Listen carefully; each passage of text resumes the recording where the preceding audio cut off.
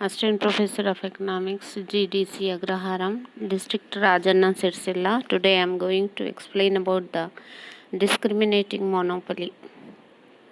Before going to explain about the discriminating monopoly, first of all, I'll explain about the market forms of market.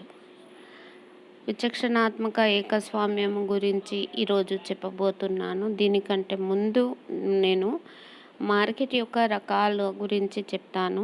Market రకాలు మామూలుగా ముఖ్యమైన వర్గీకరణలో ఇవి 3 రకాలుగా ఉంటాయి. ఒకటి స్థానాన్ని బట్టి మార్కెట్, పోటీని బట్టి మార్కెట్, కాలాన్ని బట్టి మార్కెట్. స్థానాన్ని బట్టి మార్కెట్ మనకు 3 రకాలుగా ఉంటుంది. స్థానిక మార్కెట్, రెండవది జాతీయ మార్కెట్, మూడవది అంతర్జాతీయ మార్కెట్. తర్వాత పోటీని బట్టి మార్కెట్ 2 రకాలుగా ఉంటుంది. సంపూర్ణ పోటీ మార్కెట్, రెండవది అసంపూర్ణ పోటీ మార్కెట్ అని. మూడవ రకంలో మనము కాలాన్ని బట్టి మార్కెట్ కూడా 3 రకాలుగా వర్గీకరించవచ్చు. ఒకటి స్వల్పకాలిక మార్కెట్, రెండవది దీర్ఘకాలిక మార్కెట్, మూడవది అతి స్వల్పకాలిక మార్కెట్. అంటే అతి స్వల్పకాలిక మార్కెట్, స్వల్పకాలిక మార్కెట్ మరియు దీర్ఘకాలిక మార్కెట్ అని 3 రకాలుగా ఉంటుంది కాలాన్ని బట్టి market. So the main division or the categorization of the market forms of market are on the 3 types. The forms means the classification on the basis of place, on the basis of competition, on the basis of time period, on the basis of this place. 3 types of market. One is local market, national market and international. Second one is national and third is international market. On the basis of competition, 2 types. One is perfect competitive market and another one is imperfect competitive market. The third type of form, the market classification on the basis of time period. On the basis of time period also market divided as 3. Very short period, first one is very short period, second one is short period, and the third one is long period market. Okay, so actually in your syllabus they gave importance to the classification of market on the basis of competition only. So first one is perfect competitive market. The second type is on the basis of. The second type is imperfect competitive market. Under imperfect competitive market, again markets categorized as 4. One is monopoly, and the second one is monopolistic competition. The third one is oligopolistic competition, and the fourth one is duopoly. So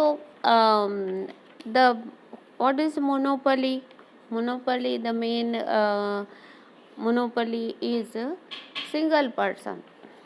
The producer is a single person. He dominates, he occupies an important single person or single firm. Single firm dominates in the market regarding the quantity, supply, price, determination of price, etc. So a monopoly is the important market.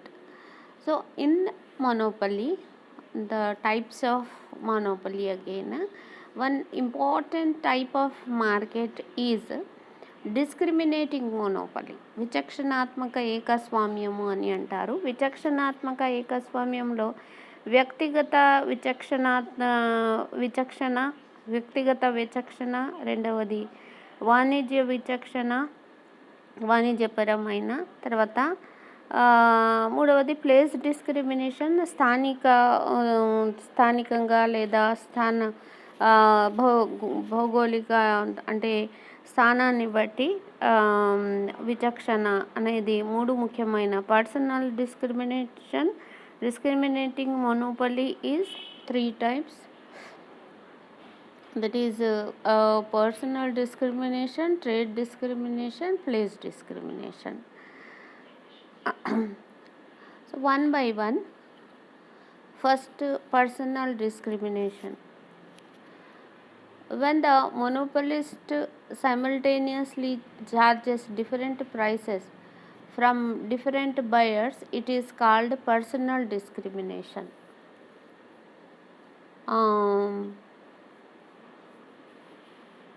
So the following factors make the personal discrimination possible. One is ignorance of the customer. Second one is irrationality of the consumer.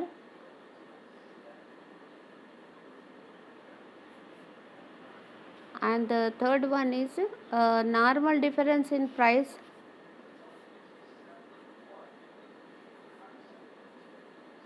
And the fourth one is nature of the commodity or service.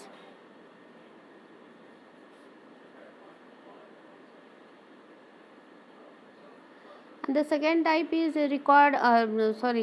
trade discrimination. When a monopolist charges different prices for the different uses or form different occupation, it is called trade discrimination.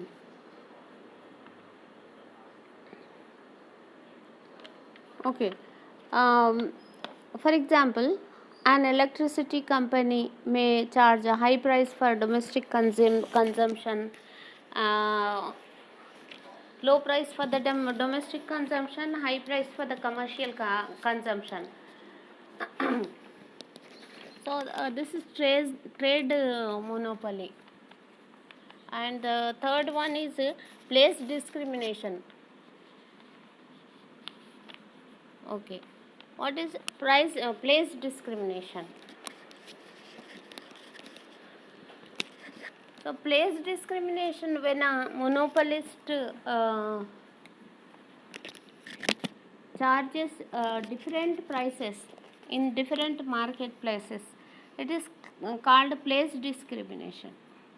Okay.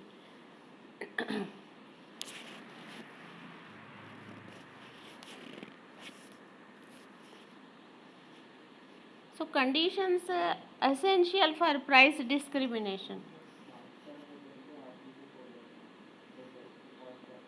Price discrimination cannot be practiced indiscriminately by a monopolist.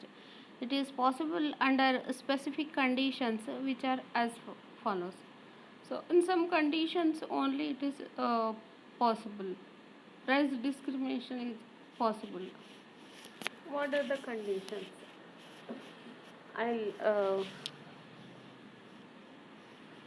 One is existence of two or more than two markets, then only it is possible. Second, existence of different elasticities of demand in different markets. And the third one is no possibility of resale. And the fourth one is full control over the supply. ఏ కండిషన్స్లో ఎటువంటి పరిస్థితుల్లో విచక్షణ అనేది నడుస్తుంది, ఏకస్వామ్య విచక్షణ నడుస్తుంది, విచక్షణాత్మక ఏకస్వామ్యం అనేది అవుతుంది, పాసిబుల్ అవుతుంది, ఫ్రూట్ఫుల్ అవుతుంది అంటే వన్ కండిషన్ పరిమితి ఏమిటి అంటే ఒక వస్తువుకు రెండు లేదా రెండు కంటే ఎక్కువ మార్కెట్లు ఉండాలి.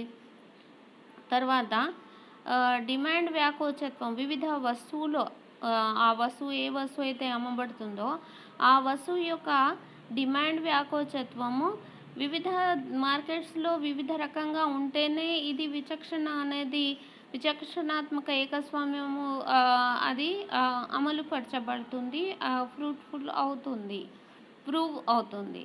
తర్వాత ఒక వస్తువును మళ్ళీ మళ్ళీ మార్కెట్లో అమ్మడం అనేది జరగనప్పుడే ఇది విచక్షణాత్మక ఏకస్వామ్యం అనేది జరుగుతుంది, ధర అనేది నడుస్తుంది. తర్వాత సప్లై పైన పూర్తి నిర్వహణ, ఆధిపత్యం ఉండాలి. ఎవరికి? మొనోపలిస్ట్కి, ఏకస్వామ్యపు దారికి. అప్పుడే అది కరెక్ట్ అవుతుంది. అదే ఇక్కడ మనం ఆల్రెడీ దీని గురించి విచక్షణాత్మక ఏకస్వామ్యంలో విచక్షణాత్మక ధర విధించడంలో ఎన్ని రకాలు ఉంటాయంటే వ్యక్తిగత విచక్షణ, వాణిజ్య విచక్షణ, పరంగా స్థానాన్ని బట్టి విచక్షణ అనేది నేను చెప్పాను. వ్యక్తులను బట్టి డిఫరెంట్గా ధరను విధించడం అనేది కూడా ఉత్పత్తిదారులు, అమ్మకపుదారులు చేస్తూ ఉంటారు. దాన్ని అంటే ఒక వినియోగదారునికి మార్కెట్ వస్తువు జ్ఞానం లేకపోవడము, తర్వాత హేతుబద్ధంగా వినియోగదారుడు వ్యవహరించకపోవడము, తర్వాత ధరలలో మామూలుగా వ్యత్యాసాలు ఉండడము, తర్వాత ఒక వస్తువు లేదా ఒక సేవ యొక్క స్వభావాన్ని బట్టి కూడా వ్యక్తిగత విచక్షణాత్మక ఏకస్వామ్యము కనపడుతుంది, మనం చూస్తాము. వాణిజ్యపరంగా మనము చూసినప్పుడు ఒక వస్తువు యొక్క ప్రయోజనాన్ని బట్టి, యూజ్ని బట్టి, దాని యొక్క ప్రాముఖ్యతను బట్టి ఇది ట్రేడ్ డిస్క్రిమినేషన్ మనం చూస్తాము.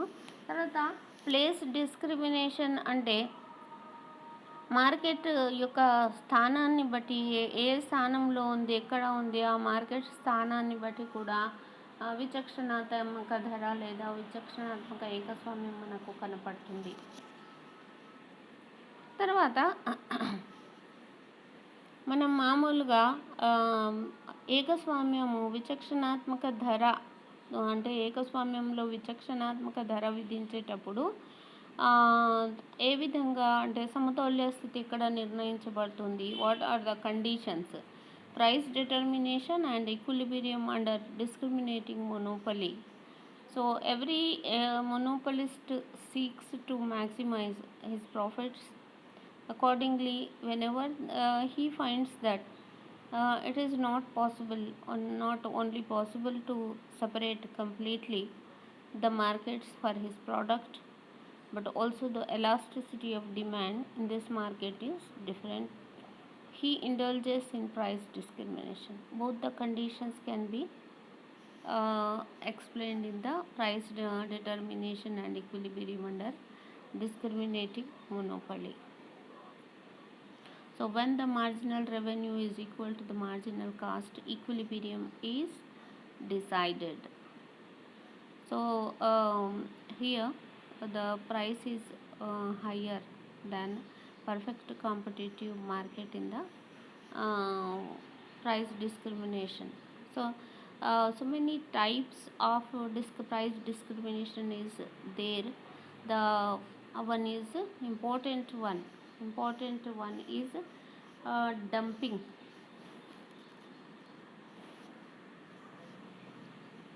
So it means selling goods abroad at lower prices than is charged for them in the home market. ఒకే వస్తువును విదేశీ మార్కెట్లో తక్కువ ధర పైన, స్వదేశీ మార్కెట్లో ఎక్కువ ధర పైన ఒకే వస్తువు, ఒకే ప్రయోజనం ఇచ్చే వస్తువు, ఎటువంటి భేదం లేని వస్తువును, సేమ్ ప్రయోజనాన్ని ఇచ్చే వస్తువును విదేశీ మార్కెట్లో తక్కువ ధర పైన, స్వదేశీ మార్కెట్లో ఎక్కువ ధర పైన అమ్మడము అనేది చూస్తాము. అయితే మామూలుగా దీనికి ముఖ్యమైన కారణం ఏమిటి అంటే అంతర్జాతీయ మార్కెట్లో ఆ వస్తువును అమ్మే వాళ్ళతో పోటీ ఉంటుంది, ఎక్కువ మంది అమ్మడానికి వస్తారు. కాబట్టి వినియోగదారులను అట్రాక్ట్ చేయడానికి లేదా డిమాండ్ని పెంచుకోవడానికి ధర తగ్గించవలసి వస్తుంది. కాబట్టి విదేశీ మార్కెట్లో ధరను తగ్గిస్తూ స్వదేశీ మార్కెట్లో మాత్రం ఇక్కడ కాంపిటీషన్, పోటీ, అమ్మడంలో పోటీనే లేదు కాబట్టి అమ్మకపుదారుడు ఏం చేస్తాడు అంటే ధరను పెంచుకుంటారు. లాభాలను పెంచుకోవడానికి ధరను పెంచుతాడు. ధరను పెంచి తక్కువ పరిమాణం ఎక్కువ ధర పైన ఎక్కువ లాభాలు ఆర్జించడానికి అమ్ముతాడు. లేదా మొత్తం పరిమాణం అమ్మడానికి లేదా ఎక్కువ పరిమాణం అమ్మాలనుకున్నప్పుడు స్వదేశంలో కూడా అతడు ఏం చేస్తాడంటే ధరను తగ్గిస్తూ ఎక్కువ వస్తువును ఎక్కువ పరిమాణాన్ని అమ్ముతాడు. So dumping means selling in the foreign market at a price which is less than even the cost of production. The dumped goods are mostly sold in a foreign market below average but above marginal cost of production. It is possible to sell dumped goods below the average but above the marginal cost of production. So the monopolist may resort to dumping as a result of any one of the following motives. So many motives are there. One is to get rid of surplus production, or to crush rivals in foreign market, to reap the advantages of increasing returns, or to create demand in foreign market, or to take advantage of differences in demand elasticity. So another type of this bilateral, in this only monopoly only we have to explain. It is an important form of market, bilateral monopoly. It is a market consisting of single seller and single buyer. Single seller, single buyer. The equilibrium in such a market cannot be determined by the traditional tools of demand and supply. Economic analysis can only define the range within which the price will eventually be settled. The level of price and output, however, will ultimately be defined by non-economic factors such as the bargaining power, skill, and other strategies of the participant firms. In bilateral monopoly,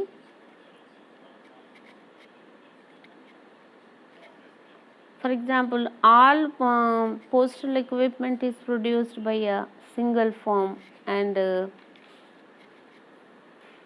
is bought by a single buyer. Indian Post and Telegraph Department.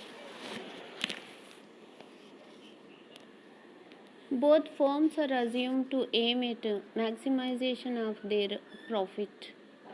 The equilibrium of the producer monopolist is defined by the intersection of his marginal revenue and marginal cost curve. He would maximize his profit when he produce a particular quantity on a certain particular price. However, the producer cannot attain the above profit maximizing position because he does not sell in a market with many buyers, each of whom would be unable to affect the price by his purchases. On the other hand, the monopolist buyer, by assuming that he has the full power to set the price, and in order to maximize his satisfaction, he will equate his marginal supply price MSP with his marginal utility, or the price he is prepared to pay. So both the buyer and supplier think themselves to be price makers and therefore act autonomously. They reach at different prices as well as at different quantities. They will negotiate and bargain with each other. The actual price which may agreed upon as a negotiation and bargaining.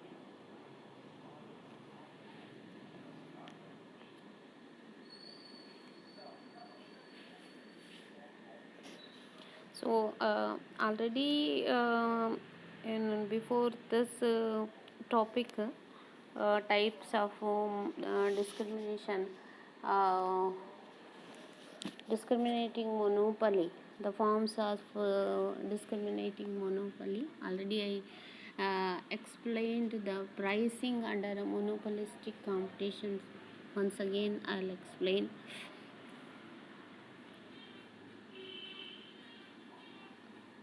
So in the discriminating monopoly, the price is decided. The price is, it is not a abnormal price, but it is in a normal condition.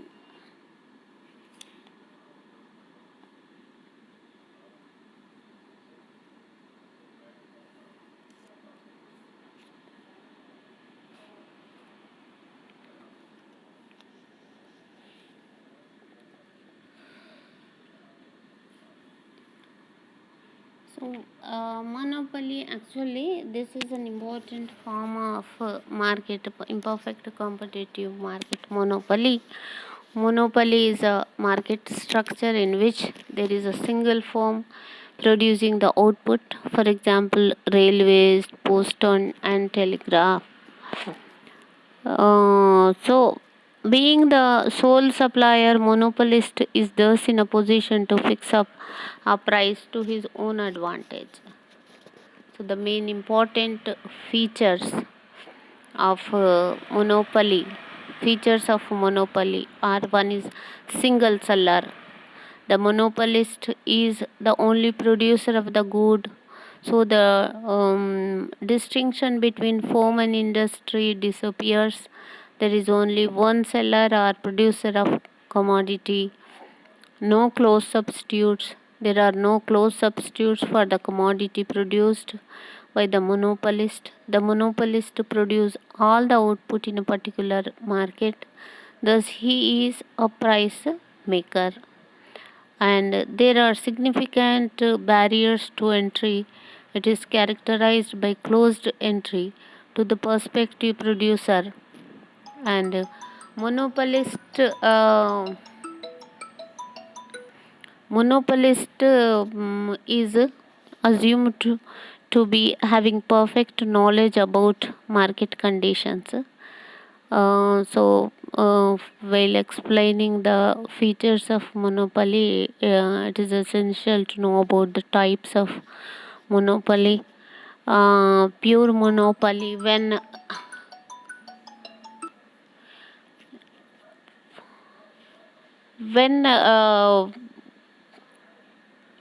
a single seller produces uh,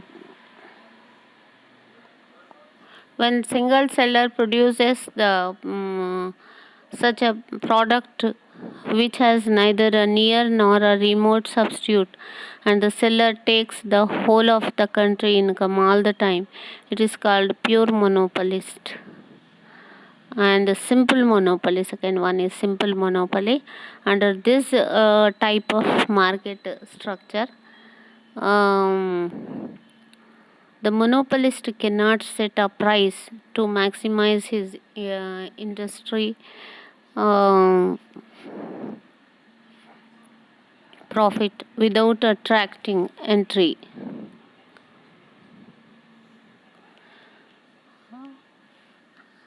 But he may set a lower profitable price at which entry will not be attracted.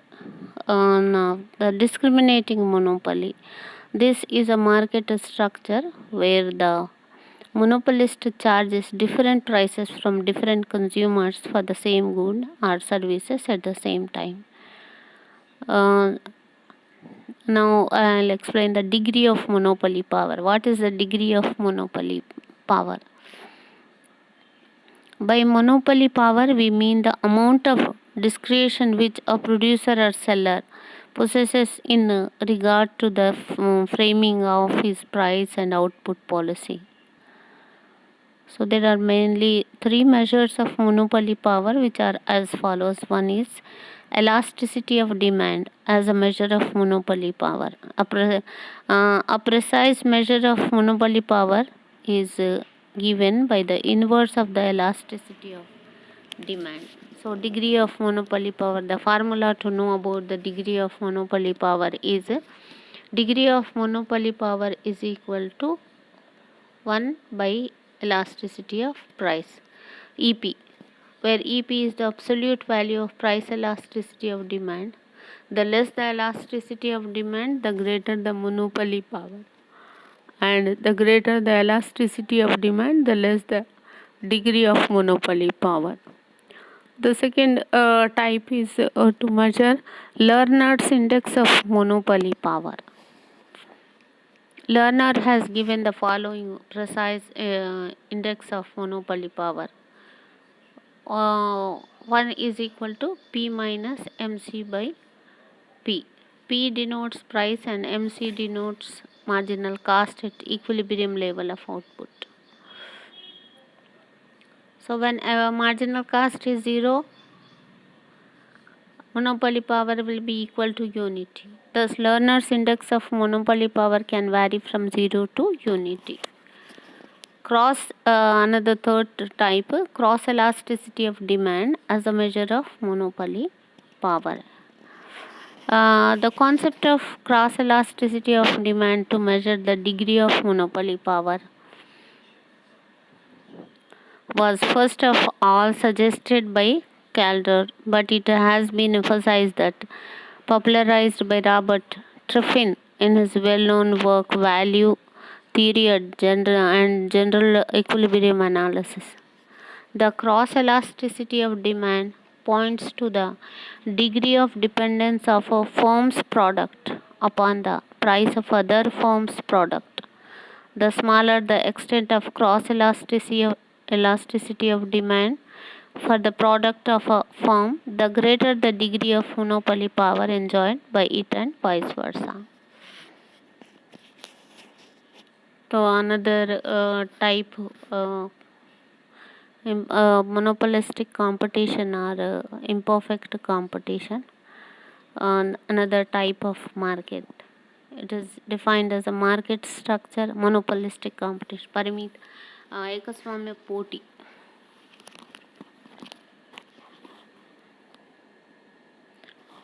అయితే ఈ ఏకస్వామ్యపు ఏమంటారు దాన్ని డిగ్రీని measure చేయడానికి, అంటే ఏకస్వామ్యం యొక్క శక్తి ఏ విధంగా ఉంది అంటే ధరను విచక్షణాత్మక ధరను విధించడానికి ఎంత అది ఉంది అంటే 3 ముఖ్యమైన పద్ధతులు రకాలు ఉన్నాయి. ఒకటేమో ధర డిమాండ్ వ్యాకోచత్వము. ధర డిమాండ్ వ్యాకోచత్వాన్ని బట్టి ఏకస్వామ్యపు శక్తిని అంటే మొనోపొలీ పవర్ని మెజర్ చేయడము. రెండవది లర్నర్ సూచి లర్నర్ యొక్క సూచి. తర్వాత క్రాస్ ఎలాస్టిసిటీ ఆఫ్ డిమాండ్. జాతీయంతర డిమాండ్ని బట్టి మొనోపొలీ పవర్ని లెక్కించడం అనేది ఈ విధంగా 3 రకాలుగా ఉన్నాయి. ఇప్పుడు ఏకస్వామ్య పోటీ ఈ మార్కెట్ ఏ విధంగా ఉంటుంది, దాని యొక్క ముఖ్యమైన లక్షణాలు ఏమిటి అని మనము చూసినప్పుడు, ఈ రకమైన మార్కెట్లో ఒక వస్తువు అంటే ఒకే రకమైన వస్తువు కొంత తేడాతో మనకు కనపడుతూ ఉంటాయి. For example detergents, automobiles, soft drinks, TV sets ఇవి ఉంటాయి కదా. ఈ రకమైన మార్కెట్లో అమ్మకపుదారుల సంఖ్య కూడా ఎక్కువ ఉంటుంది. 8-10 సంస్థలు ఉండొచ్చు. కొనుగోలుదారులు కూడా ఎక్కువనే ఉంటారు. వస్తువు వైవిధ్యం కొంతవరకు కనపడుతుంది. So it is defined as a market structure in which there are many firms selling closely related but unidentical commodity. For example, detergents, automobiles, soft drinks, TV sets. So monopolistic competition is the form of market in which there are large number of sellers of a particular product but each seller sells a somewhat differentiated product. So what are the characteristics or the features of monopolistic competition? లక్షణాలు మనం చూసినప్పుడు the important characteristics are large number of buyers and sellers. In the monopolistic competition, the number of sellers is large, but it is not unusually large. The firm under monopolistic competition can reasonably assume that any action on its part will affect the rival firms so insignificantly that it indeed not bother about the reactions of the rival firms. It can follow its independent price policy. And product differentiation, the products of the seller are differentiated but are close substitutes of one another. Product differentiation can be real or artificial. Its effect is that sellers can differentiate their products. This gives the seller some degree of price making power, which he can exploit. That is why firm faces an elastic demand curve. So the third characteristic or the feature is free entry or exit of firms. Monopolistic competition, like perfect competition, is characterized by free entry and free exit. There are no restrictions to the entry of new firms to produce the close substitutes. Free entry would ensure that there are no abnormal profits.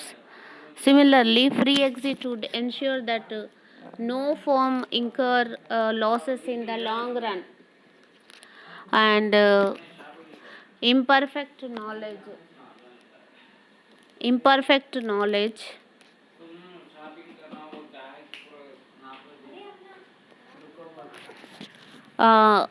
buyers and sellers do not have perfect or complete knowledge and selling cost. The last feature or characteristic is selling cost.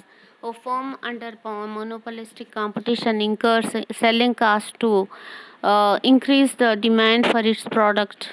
Example of selling costs are advertisements and window displays, etc. And another important market is oligopoly. Oligopoly is defined as a market organization in which there are a few sellers of the homogeneous or differentiated products.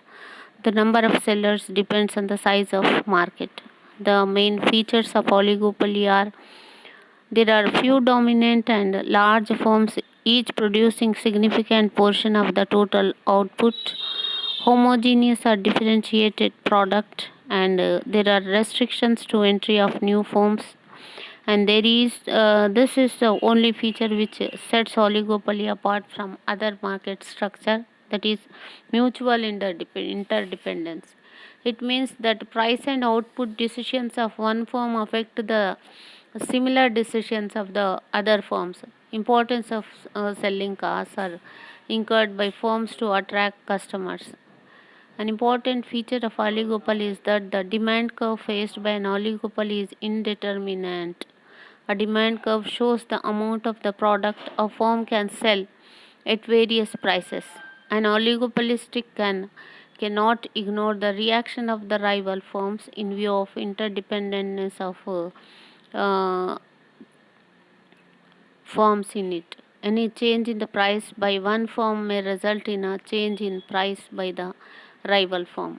Therefore, it is not definite, it is indeterminate.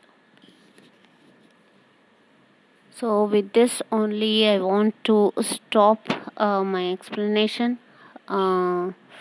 Already నేను explain చేసిందే ఇది ఏకస్వామ్యపు పోటీ మరియు పరిమిత స్వామ్యం గురించి. ఆ పరిమిత స్వామ్యం అంటే ఏమిటి మరియు ఏకస్వామ్యపు పోటీ మార్కెట్ యొక్క లక్షణాల గురించి ఎక్స్ప్లెయిన్ చేశాను. దీంతో పాటు నేను ఇది ముగిస్తున్నాను. Thank you.